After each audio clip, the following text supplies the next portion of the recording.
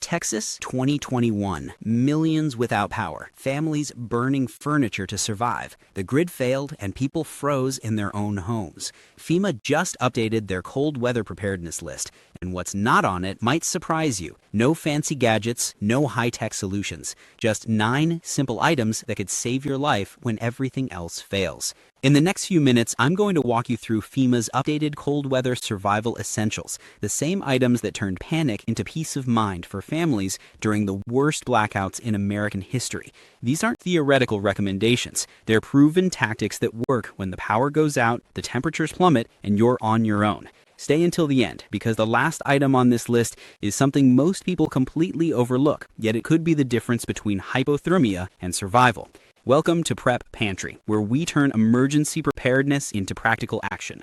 If you're serious about protecting your family when the grid goes down, hit that like button and subscribe, because when winter strikes, you won't have time to figure this out. Let's start with something most people never consider until it's too late. When an Arctic blast arrives and the power goes out, your regular blanket alone won't be enough. You need targeted warmth, and that's where battery-operated heaters come in. These devices focus on heating your body instead of trying to heat an entire room.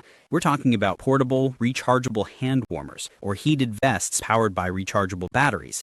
One battery pack can provide hours of warmth, which can be critical during a blackout. Why does this matter? Hypothermia sets in gradually. You might not notice how cold you're getting until it's already affecting you. Battery-operated heaters help stabilize your temperature and give you control over your warmth even when the power is out. Here's what you need to do. Get some battery-powered hand warmers or heated vests for your emergency kit. Store extra battery packs and keep them charged. Check them monthly to make sure they're ready when you need them. And remember, focus on warming your body, not trying to heat your whole house. Next up is something you probably already have but might not be using correctly. When your heating system fails, you need proper blankets. Not just any blankets, heavy-duty ones that can actually keep you warm for extended periods of time. FEMA recommends warm blankets in emergency kits, but your everyday fleece throw isn't going to cut it when the heat's been off for days. You need thick wool or heavyweight synthetic blankets that trap air and hold warmth for hours.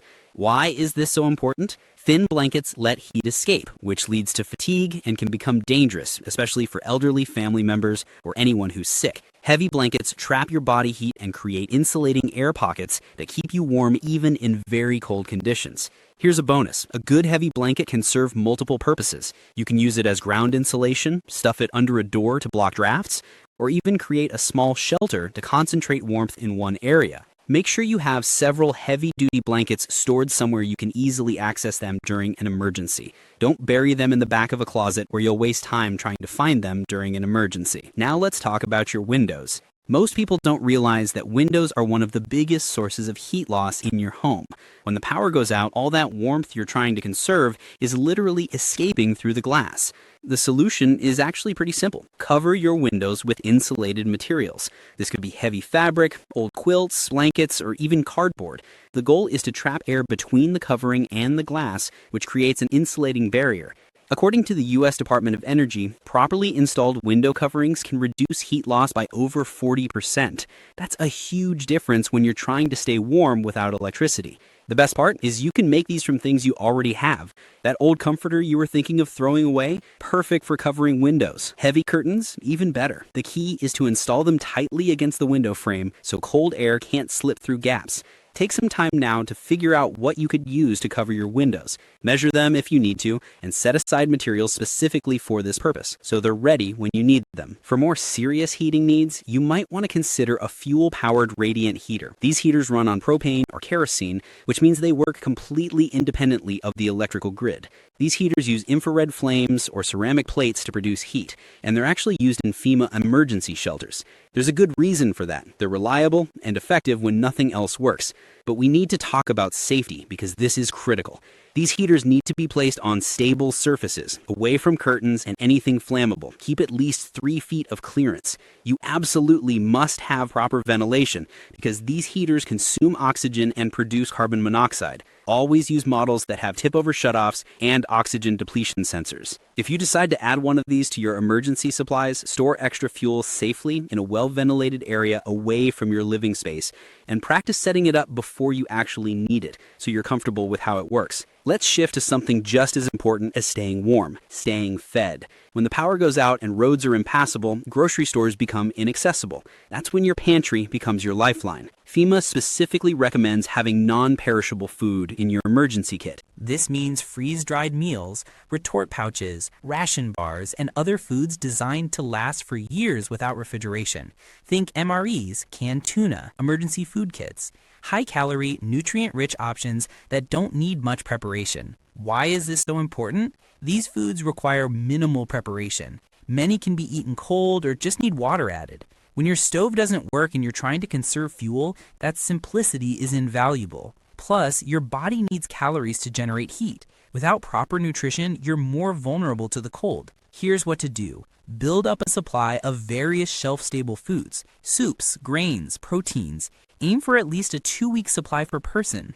Rotate your stock yearly by putting new items in the back and using older ones first. Keep some in a portable bag in case you need to evacuate, and keep the rest in your pantry. And don't forget a manual can opener. It sounds obvious, but a lot of people forget this simple tool. When the power goes out, you lose more than just heat. You lose light. And while flashlights are great, their batteries don't last forever. That's where the classic kerosene lamp comes in. Kerosene lamps are incredibly reliable. They don't need batteries or charging, just fuel and a match. Once lit, they can burn for hours, providing steady, warm light that's surprisingly comforting during a crisis. Here's something most people don't think about. That flame also provides a small amount of heat. It's not going to heat your whole house, but in a small, closed-off space, it can make a noticeable difference. To prepare, get a kerosene lamp and store extra fuel in approved containers. Learn how to fill it, adjust the wick, and light it safely before you actually need to use it in an emergency. Practice makes perfect, and you don't want to be figuring this out in the dark. Here's a useful tip. Place a mirror behind or beside the lamp to reflect the light and nearly double the illumination in your space. Another challenge during power outages is cooking. Your electric stove, microwave, and other appliances become useless. That's where a multi-fuel camping stove becomes essential. These stoves can run on different types of fuel: propane, kerosene, white gas, alcohol, or even wood. That flexibility is really important because you might not have access to just one type of fuel during an extended emergency. But why does cooking matter so much? Beyond the obvious need for food, warm meals provide comfort and help maintain morale during stressful situations. Hot food also warms you from the inside, helps maintain your body temperature, and provides a sense of normalcy. Plus, you can boil water to purify it if your water supply becomes questionable. Get a multi-fuel camping stove and compatible fuels. Choose something simple to operate. Practice using it safely before an emergency so you know how to light it and adjust the flame. Keep it somewhere accessible for quick setup. Important safety note, never use these stoves indoors without proper ventilation. Carbon monoxide poisoning is a serious risk. Here's something simple but incredibly useful: a thermal insulated water bottle. These bottles use vacuum sealing and stainless steel to keep liquids hot for hours, sometimes 8 hours or more. Why is this important? Drinking hot liquids helps raise your core temperature from the inside, improving circulation and helping your body maintain heat. It's surprisingly effective. But there's another use many people don't consider. Fill a thermal bottle with hot water, wrap it in a towel, and place it in your sleeping bag or against your body.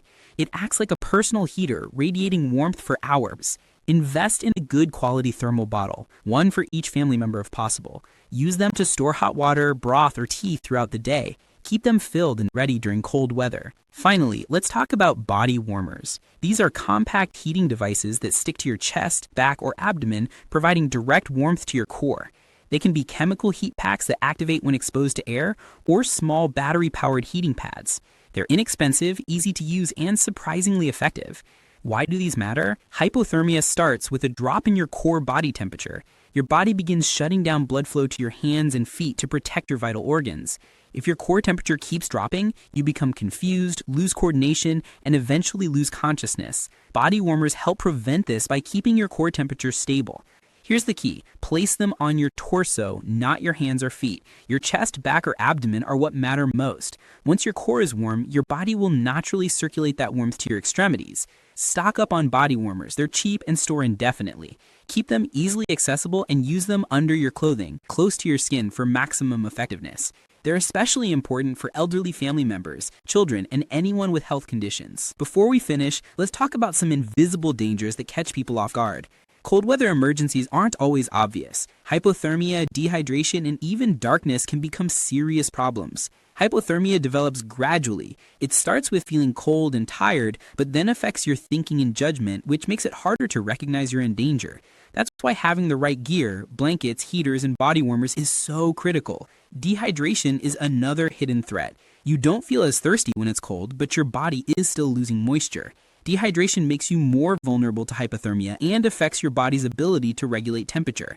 Keep drinking warm liquids regularly. And don't underestimate the psychological impact of darkness. Extended darkness affects your mood and makes everything harder. Having reliable light sources helps you stay calm and focused. Many of these strategies aren't new. They're the same methods people used before modern heating systems. Covering windows, using heavy blankets, relying on kerosene lamps. These are proven techniques that still work today. The key is preparation. Start with what you already have. Many items on this list might already be in your home. They just need to be organized and ready for an emergency. Store your supplies in accessible locations. Rotate food and batteries regularly to keep everything fresh.